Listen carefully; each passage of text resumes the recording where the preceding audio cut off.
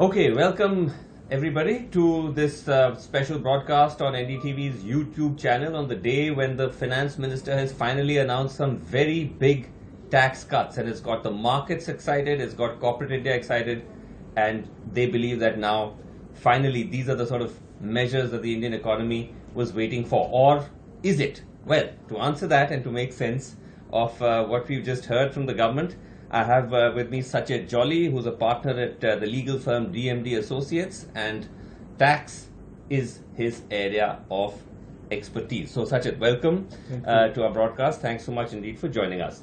Now, Sachin, let's just quickly first run through the numbers before we take questions. By the way, sorry, I forgot to mention that you've already sent in a lot of your questions, which we'll be taking along with Sachin. But as you see us live, keep sending in your questions and we will be taking them. So Sachin, just to go now to the numbers, and I think the sort of big headline figure here, and correct me if I'm wrong, is that corporate tax rates in India were considered amongst the highest in the world. It was at about 35%. That's right. And it's now come down to about 25%. So it's a 10% drop. Yeah. Which is a huge... It's a huge jump, and let me put it in two segments.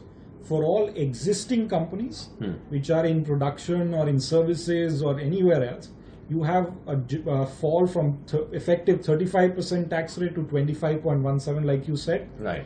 And for new companies which will be registered after 1st October 2019, right, and who commence production by 31st March 2023, right, you have a tax rate of 15% and an effective tax rate of 17%. So it falls even lower Yes. for newer companies who want to set up manufacturing And who invest units. in industry, who invest in new plant and machinery. Right. You have a greater incentive to now look at a 15% tax rate, which is, if I look at it globally, is almost as comparable as to Singapore, which is one of the leading investment attracting jurisdictions. Right, which I believe has a tax rate of about 22% is Well, what we have. they in fact have a very interesting concept. It ranges from 11 to 22, depending upon how much investment and how much what you call employment will you generate. Right. So you could negotiate with the tax authorities for the first 5 years. You'll pay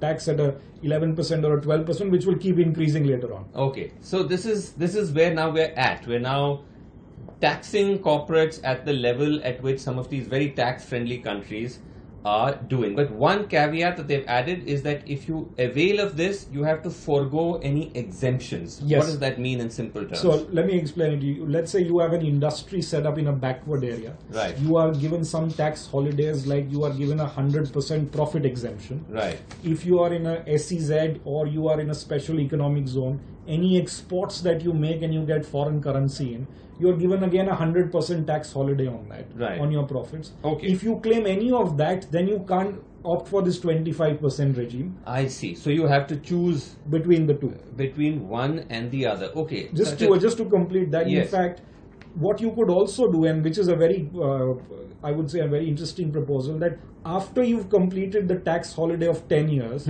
you could then opt for this scheme after the 10-year holiday. Okay. We're getting the technical here. Let's just take some questions from our viewers. So Tanne Tamgadge has the same question as Naveen Singh Panwar and Mohan Shetty. They all want to know, and I'll paraphrase Mohan Shetty's question. This slowdown is due to the erosion of purchasing power of a large chunk of people, mostly from rural India. How will corporate tax cuts improve purchasing power of the common person? Well, I don't see an immediate relief in that sense. But if these industries are set up at a lower tax rate, these are for the 15% tax rate, remember, is for new industries. So this will generate employment. You are supposed to be in the manufacturing segment to be able to get the 15% exemption. Right. So it's incentivizing employment of labor, which will again lead to cash in the hands of the common man, which will increase the purchasing power. Okay. The second impact will be that the cost of products will go down, because if the tax rate is 15% or 25% as opposed to a 35%, so hopefully that they'll be passed on to consumers. Yes, it should have a cascading effect. Right. Or a trickle down effect. So Bharat 26 wants to know, will this bring in more investment? Yes, it should. Ideally, the scheme suggests that if a foreign company now sets up subsidiary in India which is in manufacturing is paying 15% tax rate, right, as opposed to a 40% tax rate which applies to a foreign company. Right. Well, I mean, it should encourage them to invest in India rather than supply directly from outside. Okay. Somebody wants to know that this is someone called Trader Spot One. These are how these are YouTube millennials, as we call it. Millennials. Well, we don't know if he's a millennial or not. But anyway, what happens if this decision succeeds to boost our economy, and what if not? Foregoing 1.45 lakh crore is a big deal. Now, I think this is a reference to the fact that Nirmala Sitharaman announced that as a result of these cuts, the government is going to forego this huge amount, 1.45 lakh crore. I think it's a big gamble. Considering our fiscal deficit was about 3.3% in July, this tax foregone could actually push it to close to 4%. But in the long run, because this scheme is not going to give its effect in the next 6 months, this is a long run. I think Prime Minister Modi is hoping that in the next couple of years, or by the time the next elections are around, this scheme has given its effect. And by that time, you would have generated more employment and given more cash in the hands of the common man. Okay. Why is this government always giving benefits to corporates? Ask government jobs 50. Why are they not concentrating on the rural part of India? Again, questions on common man and the economy by Rushi Raj. This is all questions which have sort of been addressed earlier by you. But Rushi Raj also wants to know, people are comparing this to 1991 reforms. How accurate is that? Well, it's not, if not as what you call significant or as not exaggerated that, but it's a significant reform. I think this has been the industry's voice for a call for a long time that our tax rates are not competitive, primarily because what we are forgetting is it's not the 35% tax rate. It's the dividend distribution tax over and above this 35, which is another 15-18%. Right. So effectively, you're talking about a 45% tax rate. Now you bring it down, you make the Indian industry more competitive. Naturally, you will. I don't think it's fair to compare it with the 99 reforms, but yes, it's according to me very significant. Somewhere close to, well, I would say about 50% of that. Right.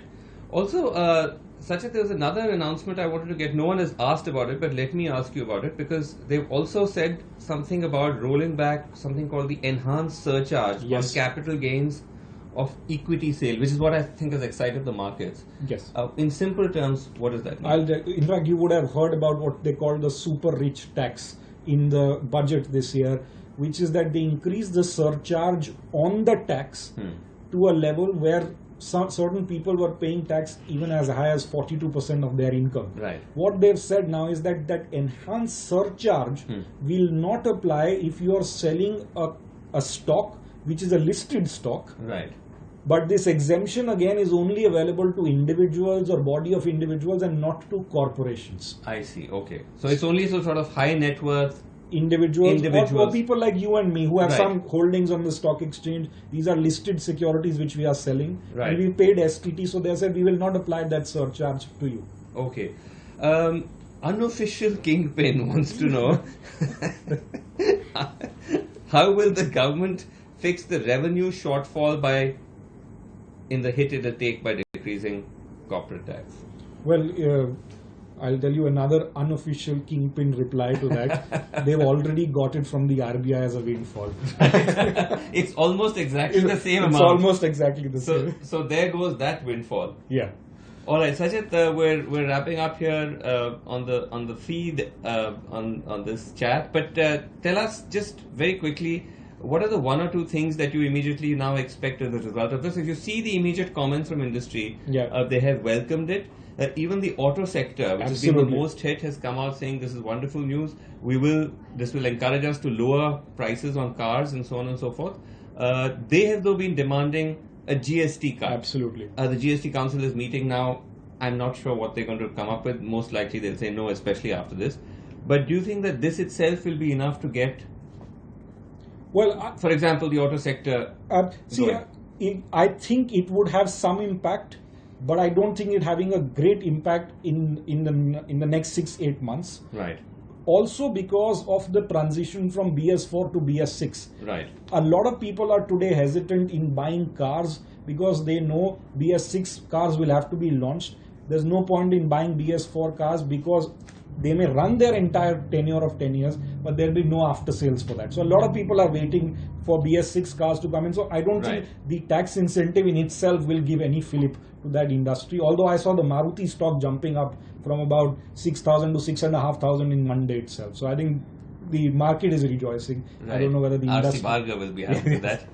But we'll have to see what it does to the sector. But thanks very much indeed, Sachin, for joining us. That was extremely helpful. We hope you enjoyed this and you found it helpful. But that's it for now. Do continue to watch out for our live YouTube feeds on this and other big stories. Thanks very much indeed. Signing off.